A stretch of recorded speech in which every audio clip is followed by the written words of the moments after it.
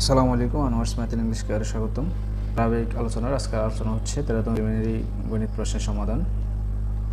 যারা চ্যানেলে নতুন আছেন তারা সাবস্ক্রাইব করবেন, চেষ্টা করব ভালো কিছু উপহার দেওয়ার জন্য। 1 নম্বর কোয়েশ্চেন, x³ + sx + 10 = 0 এর একটি সমাধান 2। একটি সমাধান 2 মানে হচ্ছে x = 2, অর্থাৎ x এর মান আপনাকে দেওয়া আছে। এখন h এর মানটা আমাকে বের করতে বলছে। তাহলে প্রশ্ন আছে x³ + hx + 10 = 0। এখন যেহেতু একটা মান আমার দেওয়া আছে, অর্থাৎ x2 দেওয়া আছে, আমি x এর মানটা 2 বসাবো। তাহলে 2³ + h × 2 + 10 = 0। সেক্ষেত্রে এখানে হচ্ছে 8 + 2h + 10 = 0। পক্ষান্তর করলে 18 + 2h = 0। পক্ষান্তর করলে 2h সমান হচ্ছে -18, h সমান পেয়ে যাবো আমি -9। অর্থাৎ h এর মান যদি আমি -9 বসাই তাহলে আমার আনসারটা মিলবে, h হবে -9। 2, একটি 10,000 টাকা বিলের উপর এককালীন 40% কমতি এবং পরপর 36% ও 4% কমতির পার্থক্য কত টাকা? এখানে দুইটা টার্ম, একটা হচ্ছে প্রথম কন্ডিশনটা হচ্ছে যে আপনি 10,000 টাকার উপর 40% কমতি, 40% কমতি মানে হচ্ছে 40% ছাড় দেওয়া, অর্থাৎ আপনি এই 10,000 টাকার উপর 40% ছাড় দেবেন। তো 10,000 টাকা 40% কত? 4,000 টাকা। আপনি 4,000 টাকা ছাড় দিচ্ছেন, এটা হচ্ছে ফার্স্ট কন্ডিশন। এবার আসেন সেকেন্ড কন্ডিশনে, বলছে আপনাকে যে পরপর 36% ও 4% কমতি বা ছাড়, অর্থাৎ আপনি প্রথমত 10,000 টাকার উপর 36% ছাড় দেবেন। তো 10,000 টাকা 36% কত হচ্ছে? 3600 টাকা হচ্ছে। এরপরে হবে কি, এই 10,000 থেকে যখন আপনি 3600 মাইনাস করবেন, অর্থাৎ 10,000 থেকে 3600 মাইনাস করলে কিন্তু 6,400 টাকা থাকে। এই 6,400 টাকার উপর আবার 4% ছাড় দিবেন, অর্থাৎ 6,400 টাকা 4% কত হবে? 6,400 টাকা 4% হবে আপনার 256 টাকা। ক্লিয়ার? এটা পাবেন 256 টাকা। তাহলে প্রথমত আপনি ছাড় দিলেন, একবার দিলেন 3600 টাকা, আবার দিলেন 256 টাকা। টোটাল কত টাকা ছাড় দিলেন? তাহলে 3,600, 256 হচ্ছে 3,856 টাকা। তাহলে ফার্স্ট কন্ডিশনে ছাড় দিয়েছিলেন হচ্ছে 4,000, সেকেন্ড কন্ডিশনে টোটাল ছাড় হয় 3,856। এখন আমাকে প্রশ্ন বলছে এটার পার্থক্য কত, অর্থাৎ এটা আর এটার পার্থক্য কত জানতে হচ্ছে। তাহলে এটা থেকে আমি যদি এটা বিয়োগ করে দিই, অর্থাৎ 4,000 থেকে যদি 3,856 বিয়োগ করি, আমি পাবো 144। এই 144 হচ্ছে পার্থক্য, আনসার হবে 144। 3 নম্বর, y = 3x + 2, অর্থাৎ এখানে একটা কন্ডিশন আছে y = 3x + 2, আবার আরেকটা কন্ডিশন আছে y = -3x + 2, আরেকটা আছে y = -2। এখন ব্যাপারটা হচ্ছে বলছে জ্যামিতিক চিত্র কোনটি? একটি সমবাহু ত্রিভুজ, একটি সমদ্বিবাহু ত্রিভুজ, বিষমবাহু সমকোণী। আমরা এটা জানি যে একটা স্ট্যান্ডার্ড বাহুতে y = mx + c, অর্থাৎ এই কন্ডিশনে থাকে, এই সিস্টেমে থাকে। এখানে কিন্তু ওই সিস্টেমে দেওয়া আছে। এখন এখানে দেখতে পাচ্ছি যে এখানে 3x + 2, এখানেও 3x + 2, অর্থাৎ দুটো কি সমান। হয়তো এখানে মাইনাস আছে, মাইনাস থাকে মানে হচ্ছে হয়তো একটা আঁকের দিকে গেছে আর একটা আঁকের দিকে, এটা ব্যাপার না, কিন্তু আমার মানগুলো কি সমান। যখন দুইটা বাহুর মান যদি সমান থাকে তাহলে আমরা এটাকে বলি সমদ্বিবাহু ত্রিভুজ। অর্থাৎ এরকম একটা ত্রিভুজে যদি দুইটা বাহুর মান সমান থাকে সেটাকে আমরা কি বলি? সমদ্বিবাহু ত্রিভুজ। তো সেক্ষেত্রে আমরা এটা বলতে পারি, এটার আনসার হচ্ছে খ, এটা একটা সমদ্বিবাহু ত্রিভুজ। তাছাড়া এটা নিয়ে আরও অনেক আলোচনা আছে, এটা বিস্তারিত আলোচনা করতে হবে। ডাল বের করে কিভাবে বিন্দুগুলো বের করা হয় এটা নিয়ে আমাদের আরেকটা ভিডিও দিতে হবে, এখানে শর্ট করে আলোচনা, সেই জন্য আপনারা এভাবে চিন্তা করতে পারেন। স্যার, 32-এর 2 ভিত্তিক লব, অর্থাৎ 32-এর 2 ভিত্তিক লব মানে হচ্ছে 2 ভিত্তিক লব মানে হচ্ছে এভাবে লব 2 দেওয়া, এটার উপরে আপনার 32 থাকবে। সেক্ষেত্রে এখন এটাকে আমি এভাবে লিখতে পারি, 32কে কিন্তু 2⁵ লেখা যায়। আমরা জানি যে লগ, কোনো একটা লগের পাওয়ার, বেস এবং পাওয়ার যদি এভাবে থাকে সেক্ষেত্রে আনসার 1 হয়। আমরা এখানে এটাকে কিন্তু এভাবে লিখতে পারি, এভাবে লিখলে এখানে 5 × 1 হবে, অর্থাৎ লগ, এই লগ 2 এর বেস এবং পাওয়ার মিলে 1 হবে, সেক্ষেত্রে আনসার হবে 5। 5 নম্বর, একটি গোল মুদ্রা টেবিলে রাখা হলে এই মুদ্রার চারপাশে একই মুদ্রা কতটি রাখা যেতে পারে যেন তাদের মাঝের মুদ্রাটিকে এবং তাদের দুই পাশে রাখা দুটি মুদ্রাকে স্পর্শ করে? প্রশ্নটা দেখতে খুব ইজি মনে হলো, আসলে তত ইজি না। অর্থাৎ আপনার কাছে একটা কয়েন আছে, এখন এই কয়েনটাকে ঘিরে আরও কয়েকটা কয়েন আপনি এখানে এমনভাবে বসাবেন যে আপনার একটার সাথে একটা লেগে থাকবে। এখন এখানে কয়টা বসবে তা তো আমি জানি না, এখন সেটা বের করার জন্য আপনাকে জিনিসটা করতে হবে, এটা হচ্ছে আপনাকে দুটো বৃত্ত আঁকতে হবে, অর্থাৎ দুটো কয়েন, এই একটা কয়েন আর এই একটা কয়েন, দুটা কয়েন। এখন অর্থাৎ দুটা বৃত্ত। আমরা কিন্তু ক্লাস 9-10-এ শিখেছি যে দুটা বৃত্তের যখন একটা স্পর্শক আঁকা হয়, এভাবে যখন স্পর্শক আঁকা হয় তখন এই জায়গাটা এবং এই লম্বগুলো যদি আমি যোগ করি তাহলে এখানে কিন্তু একটা সমকোণী ত্রিভুজ উৎপন্ন হয়। এখন এটা আর এটা যদি আমি যোগ করি, এটা আর এটা যদি আমি যোগ করি, এখানে দেখেন এটা যদি ব্যাসার্ধ হয়, ব্যাসার্ধ আমি এখানে আর ধরলাম, এটা আর ধরলাম, এটা আর ধরলাম, তাহলে এটাও আর। এখন এখানে দুটা ত্রিভুজ আছে, একটা হচ্ছে এই এতটুকু অংশ আর একটা হচ্ছে এতটুকু অংশ। যে কোনো একটা ত্রিভুজ দিয়ে আমি অঙ্কটা করব। অর্থাৎ আমি এখানে বের করব যে এই যখন এই বৃত্তটার সাথে লেগে আছে, এই এতটুকু জায়গা দখল করে, সে এই পরিমাণ জায়গাটা দখল করে। এখন এই পরিমাণ জায়গাটা দখল করা মানে হচ্ছে একটা কয়েন এতটুকু জায়গা দখল করছে। তাহলে এতটুকু জায়গা যদি একটা কয়েনে দখল করে তাহলে এখানে এই পুরাটাতে কয়টা কয়েন রাখতে পারবো? টোটাল কিন্তু 360 ডিগ্রি। এখন একটা কয়েন কত ডিগ্রি দখল করবো আমরা সেটা বের করবো, আর সেটা বের করার জন্য এত কিছু। এখন আমরা দুটো ত্রিভুজ থেকে যে কোনো একটা ত্রিভুজ দিয়ে আমরা অঙ্কটা করব। যদি আমরা এই ত্রিভুজটা কল্পনা করি, অর্থাৎ এতটুকুর মানটা বের করলে হবে, এতটুকুর মান বের করলে পরে আবার এতটুকু যোগ করলে টোটাল এতটুকু এই পুরাটা হয়ে যাবে। সেক্ষেত্রে আমরা এখানে কল্পনা করতে পারি যে এটা হচ্ছে অতিভুজ, এটা হচ্ছে পণ্য বিপরীত বাহু, যেহেতু লম্ব বাই অতিভুজ। লম্ব বাই অতিভুজ কিন্তু আমরা বের করি সাইন দিয়ে, তাহলে সাইন থিটা সমান হচ্ছে লম্ব বাই অতিভুজ। লম্ব হচ্ছে আর অতিভুজ হচ্ছে 2r। কেন 2r? এখানে এই বৃত্তের আর আবার এই বৃত্তের আর দুইটা মিলিয়ে কিন্তু 2r হলো। সেক্ষেত্রে সাইন থিটা, তাহলে সাইন থিটা সমান হচ্ছে এখানে আর কাটলে থাকবে হাফ। তো হাফ সাইন কত ডিগ্রি মান? সাইন 30 ডিগ্রি মান হচ্ছে হাফ। অর্থাৎ এখানে থিটা সমান হচ্ছে সাইন 30 ডিগ্রি। আমরা পেয়ে গেলাম যে থিটা সমান 30 ডিগ্রি। ক্লিয়ার? আমি দিদিবৃত্ত আবার আঁকি, যেহেতু এখানে একটু ওভাররাইট হচ্ছে। তাহলে এখানে একটা স্পর্শক, এখানে একটা স্পর্শক, এটা এখানে যখন আঁকলাম এখানে একটা আঁকছিল। এখন এই জায়গাটা আমরা 30 বের করলাম, তাহলে এটা যদি এই জায়গাটা যদি 30 হয় তাহলে এটাও তো 30, তাহলে টোটাল মিলে কত হলো? টোটাল মিলে হচ্ছে 60। অর্থাৎ একটা কয়েন কিন্তু 60 ডিগ্রি দখল করে, তাহলে টোটাল কিন্তু 360। টোটাল 360, তাহলে একটা যদি 60 করে দখল করে তাহলে আমার 360 ডিগ্রি দখল করতে কয়টা কয়েন লাগবে? 6টা কয়েন লাগবে। অর্থাৎ 360কে যদি আমি 60 দিয়ে ভাগ করি 6, আনসার হবে 6 নম্বর।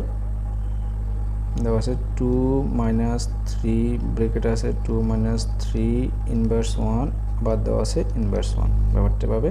তাহলে আমরা প্রথমত জানি যে ব্র্যাকেটের কাজ আগে করতে হয়, তাহলে 2 - 3 এখানে হয়ে যাবে -1 ইনভার্স 1, আর ব্র্যাকেট শেষ করে আবার ইনভার্স 1। সেক্ষেত্রে 2 - 3 ইন্টু -1 ইনভার্স 1 মানে হচ্ছে 1 ডিভাইড বাই -1, মাইনাস ইনভার্স 1 উপরে আছে। তাহলে এখানে পাচ্ছি 2 মাইনাস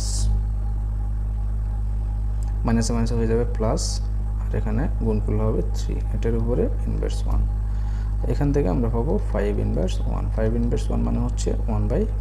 আনসার পেয়ে গেলাম গ। 7 বালক ও বালিকা একটি দলে নিম্নরূপে খেলা হচ্ছে। প্রথম বালক 5 জন বালিকার সঙ্গে খেলছে, দ্বিতীয় বালক 6 জন বালিকার সঙ্গে খেলছে, এভাবে শেষ বালক সবকটি বালিকার সঙ্গে খেলছে। যদি বি বালকের সংখ্যা, জি বালিকার সংখ্যা, তাহলে বালক বলছে বি, বালিকা বলছে জি। এখন দেখেন প্রথম বালক কিন্তু খেলে কয়জনের সাথে? 5 জনের সাথে, 5। আবার দ্বিতীয় বালিকা খেলে কয়জনের সাথে? 6 জনের সাথে। দেখেন এখানে প্রথম আর 5-এর পার্থক্য হচ্ছে 4, আর দ্বিতীয় থেকে 6-এর পার্থক্য 4। ব্যাপারটা হচ্ছে এটা একটা ধারার অঙ্ক, তাহলে তৃতীয়টা খুলবে তাও 4 পার্থক্য হয়, অর্থাৎ এখানে হবে 7। চতুর্থটা এভাবে 8, অর্থাৎ প্রত্যেকটা পার্থক্য কী থাকবে? 4 থাকবে। সেক্ষেত্রে আমরা বলতে পারি যে বি যোগ 4 মিলে একটা জি হয়। সেক্ষেত্রে আমরা বি এর মান বের করে ফেলতে পারি, পক্ষান্তর করে জি - 4। আনসার হবে গ। একটি সমবাহু ষড়ভুজের অভ্যন্তর অঙ্কিত বৃহত্তম বৃত্তের আয়তন 105 হলে ওই ষড়ভুজের আয়তন কত? ব্যাপারটা হচ্ছে একটা ষড়ভুজ আঁকতে হবে আপনাকে। ষড়ভুজ মানে হচ্ছে 6টা বাহু, 1টা 2টা 3টা 4টা 5টা 6টা। এটা একটা ষড়ভুজ আঁকলাম। এটার ভিতরে বলছে অভ্যন্তরে একটা বৃত্ত আঁকবেন। অভ্যন্তরে বলতে এই আঁকগুলা গেছে কিন্তু একটা বৃত্ত, যদিও আমার হাত আঁকার কারণে বৃত্তটা সুন্দর হবে না। একটা বৃত্ত আঁকলাম। এখন বলছে যে বৃত্তটার আয়তন কিন্তু 100 পাই, অর্থাৎ বৃত্তের ক্ষেত্রফল কিন্তু পাই স্কোয়ার, অর্থাৎ পাই স্কোয়ার সমান দেওয়া আছে কিন্তু 100 পাই। তাহলে পাই কাটলে আর স্কোয়ার সমান থাকে 100, তাহলে আর এর মান পাবো আমি এখানে বর্গমূল করলে আর এর মান পাবো 10। অর্থাৎ এটা যদি বৃত্তের কেন্দ্র হয়, আমি যদি এই বরাবর একটা রেখা টানি বৃত্তের পরিধি পর্যন্ত, এটার মান পাবো আমি কত 10। এখন মজার ব্যাপার হচ্ছে যে এই ষড়ভুজের মধ্যে আমি যদি কোনা কোনা একটা রেখা দিই টানি, তাহলে আমার টোটাল 6টা ত্রিভুজ উৎপন্ন হবে। কয়টা ত্রিভুজ? 6টা ত্রিভুজ। এটা কিন্তু একটা ছিল, এটা আর এটা কিন্তু একটা ছিল, আমি এখানে মাঝখানে ভাগ করেছি, এটা একটা ব্যাসার্ধ দিয়েছে, কিন্তু 6টা ত্রিভুজ, অর্থাৎ 6টা সমবাহু ত্রিভুজ উৎপন্ন হয়। কী বাহু? সমবাহু। সমবাহু বলতে এরকম 3টা বাহু সমান, 3টা বাহু যখন সমান হয় তখন 3টা কোণও সমান হয়, অর্থাৎ প্রত্যেকটা কোণ হয় 60 ডিগ্রি, প্রত্যেকটা কোণ 60 ডিগ্রি। এখন এখানে যেহেতু আমি এটাকে 2 ভাগ করছি, তাহলে এখানে হচ্ছে 30 ডিগ্রি, আবার এখানে হচ্ছে 30 ডিগ্রি। তাহলে আমরা এখানে একটা নাম দিই, এটা ও দিই, এটা এ দিই, এটা বি দিই। আর এই পুরো একটা হচ্ছে, এইটা কিন্তু পুরাটাই ছিল যে কি একটা সমবাহু ত্রিভুজ।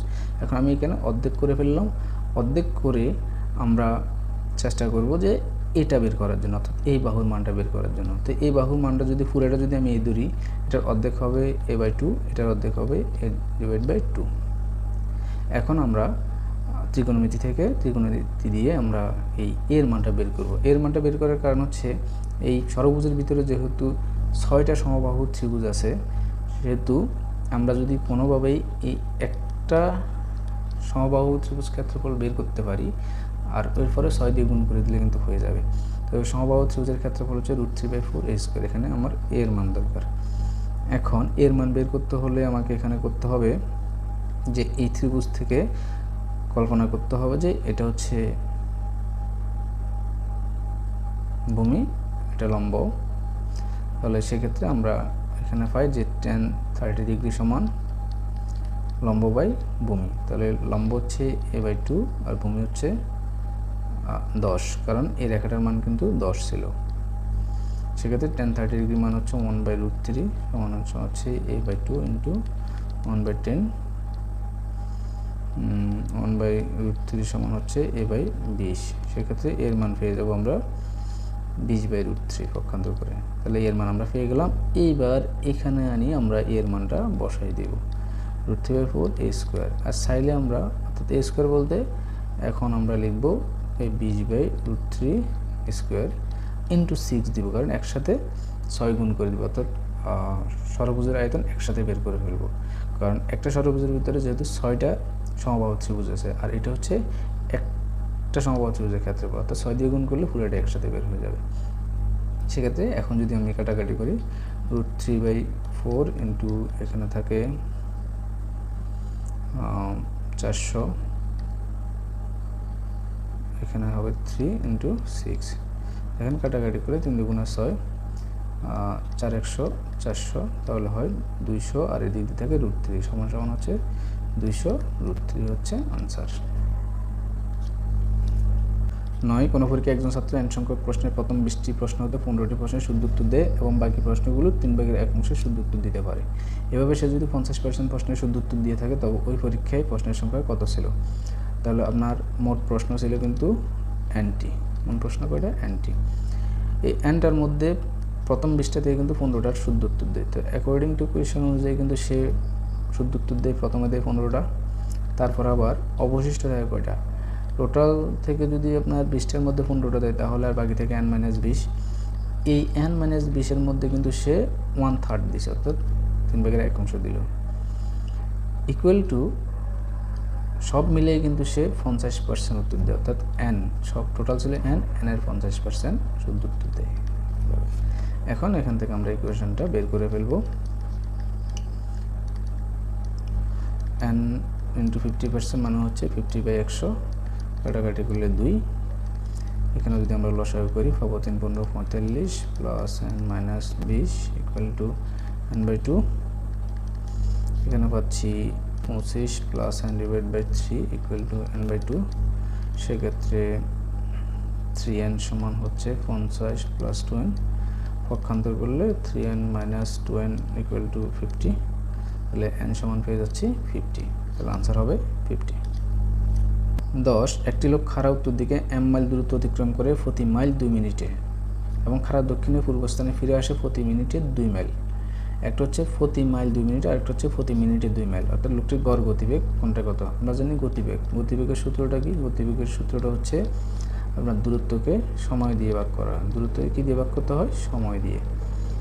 এখন এগুলো হচ্ছে মিনিট, আর এখানে আছে কি? ঘন্টা। আচ্ছা, মিনিট আর ঘন্টা আমরা পরে বের করবো, কিন্তু আগে একবার মিনিটে বের করি, মিনিট থেকে পরে ঘন্টাতে চলে যাব। কারণ প্রথমে কিন্তু সে মাইল দূরত্ব অতিক্রম করে প্রতি মাইল 2 মিনিটে। তাহলে আমরা আগে যদি সময়টা বের করে নিই তাহলে আমাদের জন্য ইজি হয়ে যাবে। তো প্রথমত লোকটি আমরা যদি এভাবে লিখি যে লোকটি যেতে কত সময় লাগে, যেতে কত সময় লাগে? যেতে সময় লাগে কিন্তু 2m হবে, কারণ সে 2 মিনিটে প্রতি মাইল, অর্থাৎ 1 মাইল হাঁটে 2 মিনিটে। তাহলে m মাইল যদি যাই, সে m মাইল হাঁটবে 2m মিনিটে, এটা হবে মিনিট, 2m মিনিটে। আবার যখন লোকটি ফিরে আসে, অর্থাৎ উনি ফিরে আসতে সময় লাগে, ফিরে আসতে সময় লাগে কতক্ষণ? যেহেতু উনি প্রতি মিনিটে 2 মাইল হিসেবে আসে, সেক্ষেত্রে এখানে হবে m/2 মিনিটে। এখন এই দুটো হচ্ছে সময়। আমরা এখন ব্যাগ বের করবো কীভাবে? আমরা জানি ব্যাগের সূত্রটা তো আগেই লেখা আছে, যে দূরত্ব বা সময়। তাহলে দূরত্ব বলতে উনি একবার গেল আবার আসলো, অর্থাৎ m মাইল গেল আবার m মাইল আসলো, তাহলে m + m। আর সময় হচ্ছে দুইটা, 2m + m/2। এটা যাওয়ার সময়, এটা আসার সময়। তাহলে সেক্ষেত্রে এখন যদি আমরা 2m / 2/2 গুণা 4m + m, এখানে পাচ্ছি 2m / 5m2 সমান 2m × 2 যাবে উপরে, নিচে থাকবে 5m। কাটলে আমরা পাবো 4/5। এখন এটা হচ্ছে মিনিট। এটা যদি আমরা ঘন্টা নিতে হয় তাহলে আমরা 60 দিয়ে গুণ করবো। 5 × 12 = 60, অর্থাৎ 4 × 12 = 48। প্রশ্ন আনসার হবে 48।